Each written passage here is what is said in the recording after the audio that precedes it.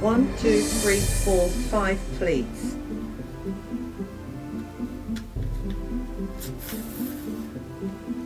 One, two, three, four, 5, 6 pleats. 1, 2, 3, 4, 5, 6, 7 pleats. But today I only want 5 pleats.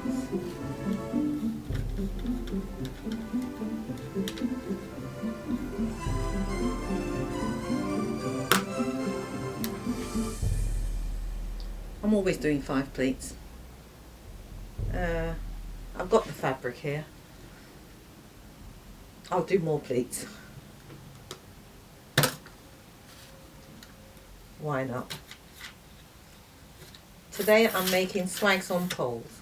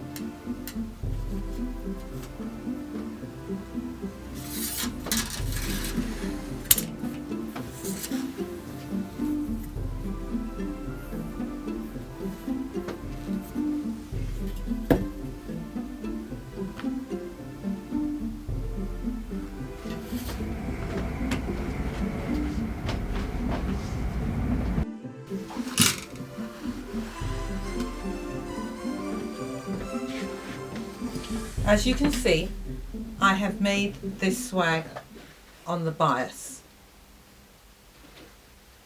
The pattern allows me to do so. So there's my first swag.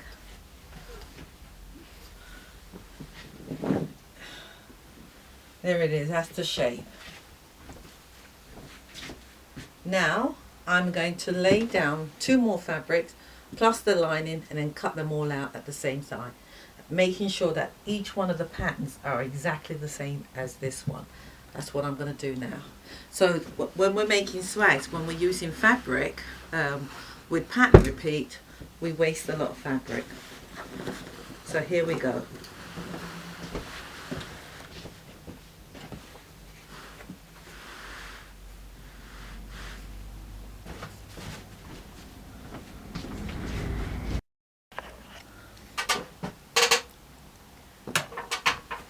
To show you how to find your pattern repeat, can you see this pattern here is the same as this? All you do is take the ruler to the top or the bottom of it and measure to the next one. This pattern repeat is 24 inches pattern repeat, which is 60 centimeters, which is a lot to waste.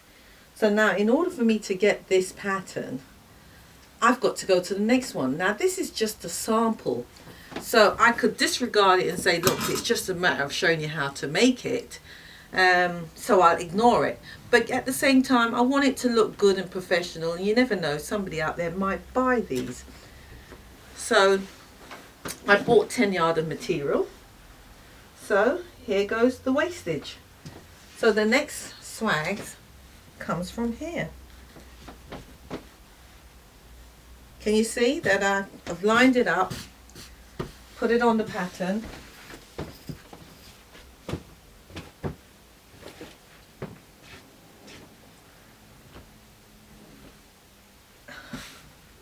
so by the time I finish making it, it will look uniform.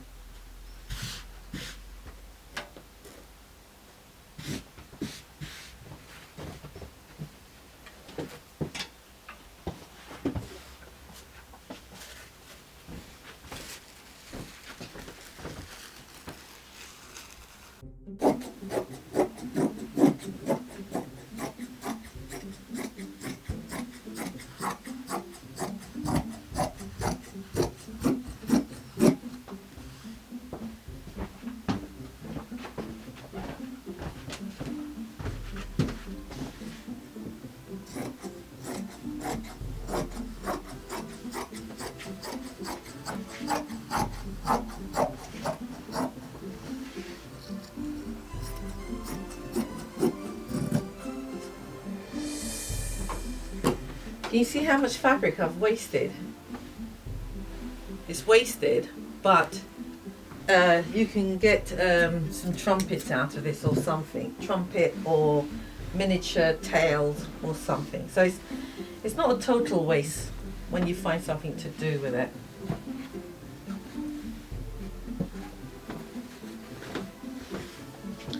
So I'm going to make swags on pole, and for the benefit of you, oh dear, I'm going to do this again because I want to really show you the effect. So I'm going to move this out of the way again.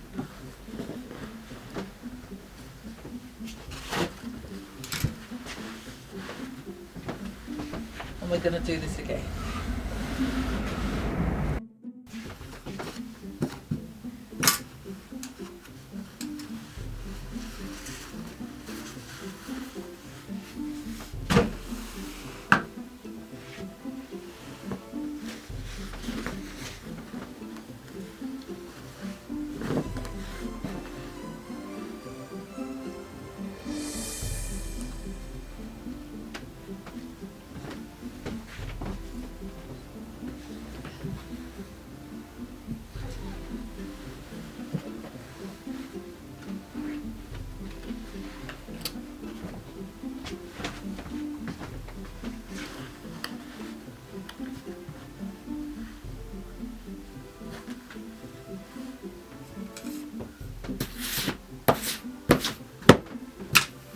Now, A question was asked by a subscriber. What did I mean by, I think it was this point here, from here to here. Now let me see, what did I say? A, B, C, D, E, F. I think I said that. A, B, C, D, E, F.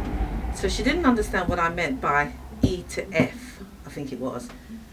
And from there to there, let me get a longer ruler. If I didn't use my large ruler to do all this, and I showed you how to work the measurements out yourself, but I just wanted to be quick. This from here to there, going down, when you've done all this working out, from there to there, you determine this line, how far up you will bring this point when you're cutting it. And I said to you that when you're drawing, when you've started with this and that, which is your drop, and you've done your width, before you put this point in where you're going to put this in, you can move your ruler up, say 10 to 15 inches. Now, how much is this one?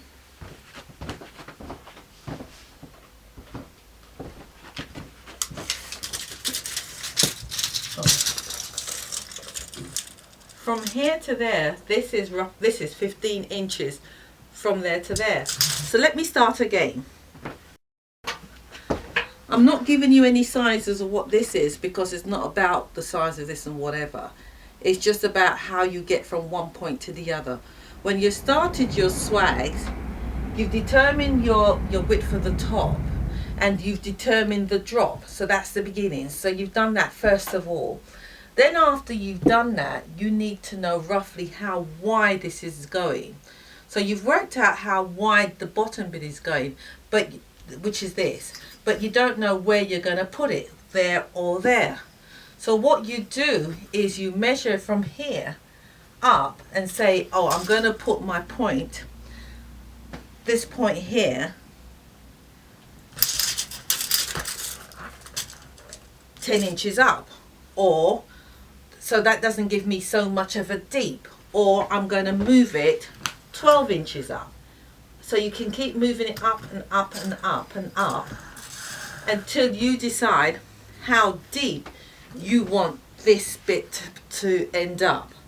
And I hope I'm explaining myself properly, because you see, you don't have to have this so deep.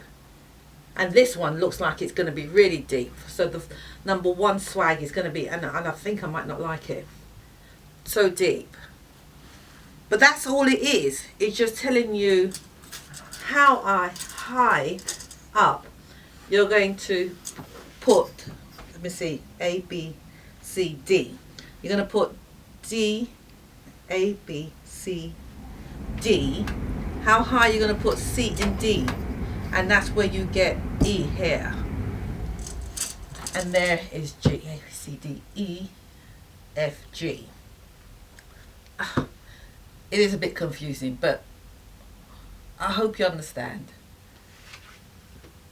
From here to here, which is F and G, how high you're going to put this bar up, because this bar is movable, to determine the depth of your swag. I hope that's cleared.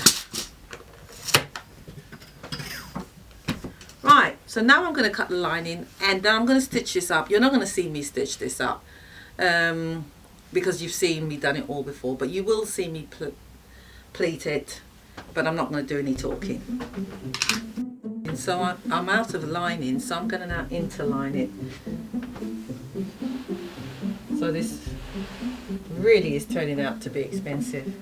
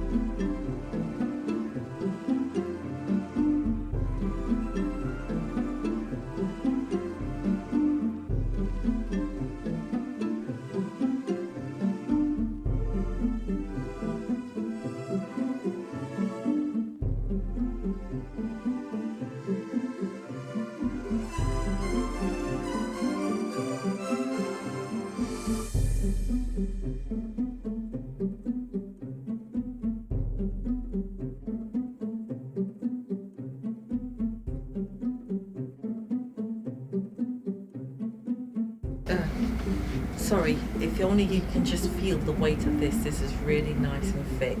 As you can see, I've locked it. It's interlined, and that's just now one swag. So now I'm going to get on and do the other two.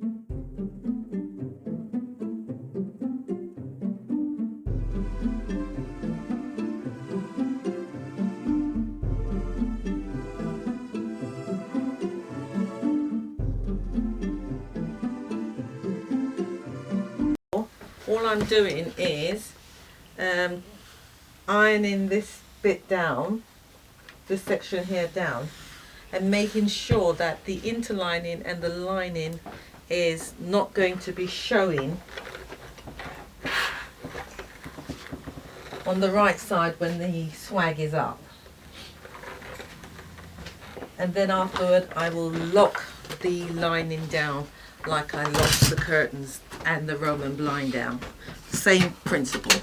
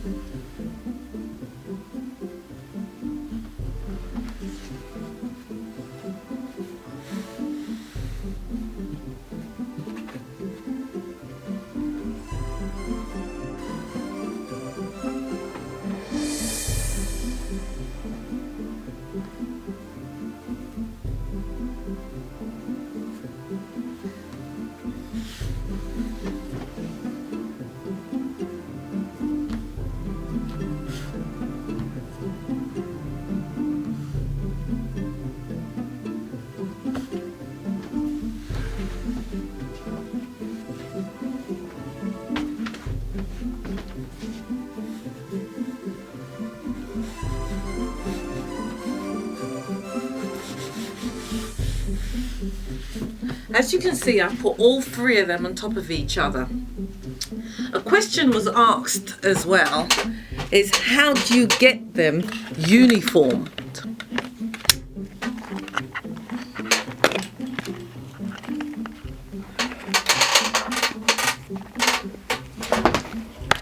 How do you get them uniformed? Well, this is how you do it. You put them all back on top of each other, so you can see all the pattern are the same. All the patterns are on top the same. And let me show you from this angle.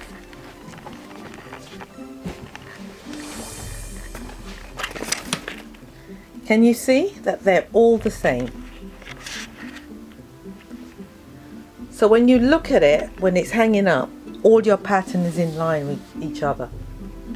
And that's how you do it.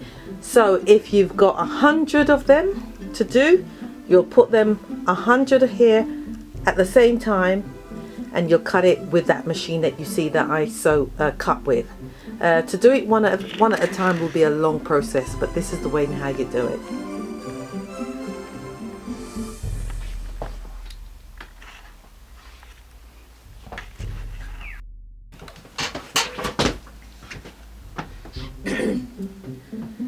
Now, for the benefit of the video, I will show you this again.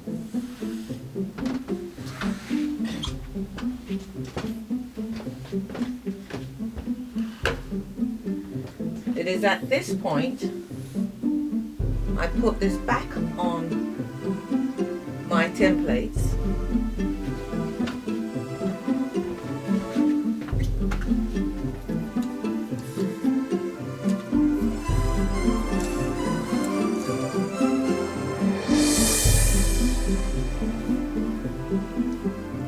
And put it back to the measurements that I want, which is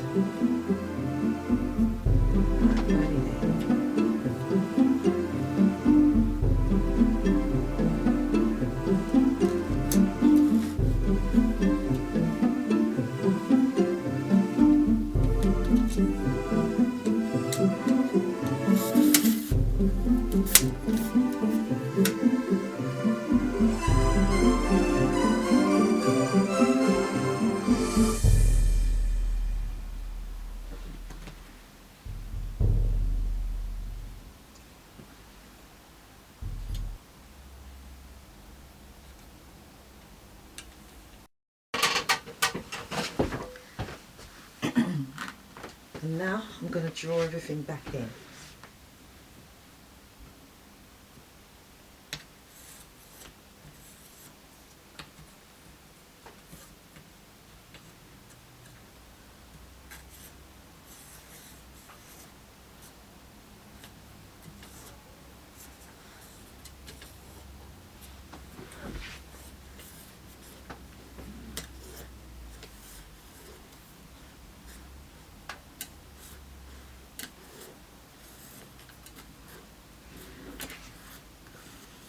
Actually, I should have used a different colour so that you can see.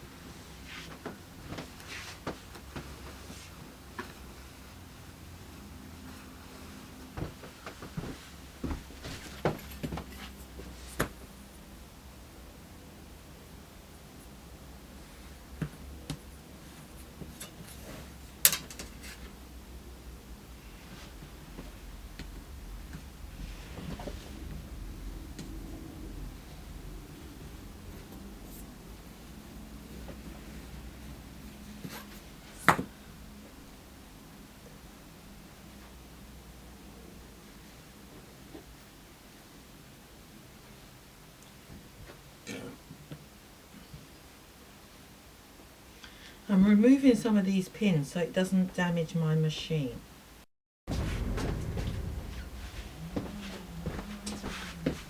In order to keep it still, I staple this bit here. It's not going through to the table. Yeah, it's not going through to the table. It's just holding the fabric still because it's thick. That'll do. The markings that I've done, I've drawn them, and now I'm going to cut it out. So that's ready to cut out.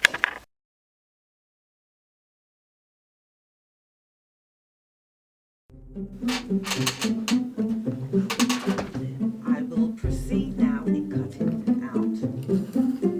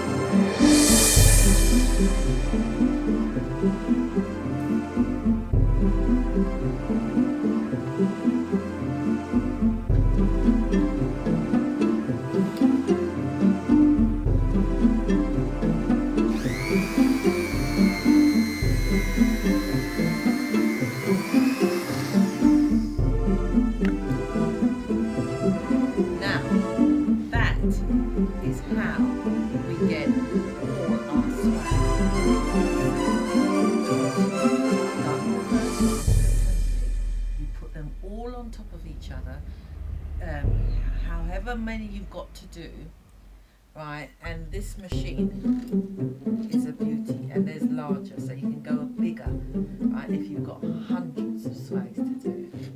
That's how we do it. And each one of these are the pleats. So we've got 1, 2, 3, 4, 5, 6, 7 pleats. You'll see the end results.